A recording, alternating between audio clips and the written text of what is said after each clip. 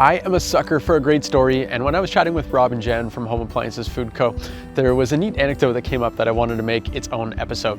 So, if you like two things, donuts and grandmas, then you're definitely going to want to check out today's episode of YYE, Your Yonge and Eglinton.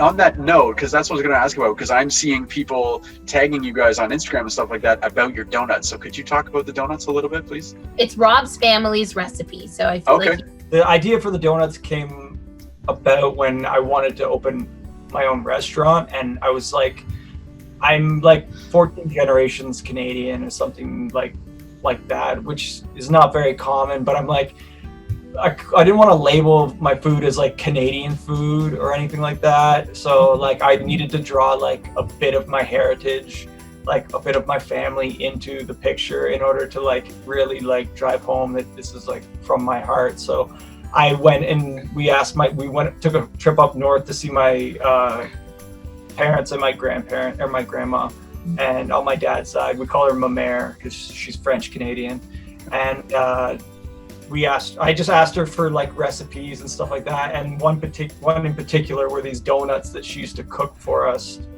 and I don't like maybe twice in my life I've had them from her, and it was always after like a special meal or like a special occasion like Christmas or like New Year's or something like that, and the kitchen would be all cleaned up. You'd think that dinner was over, and then like someone would be like, "Ma mère's making donuts."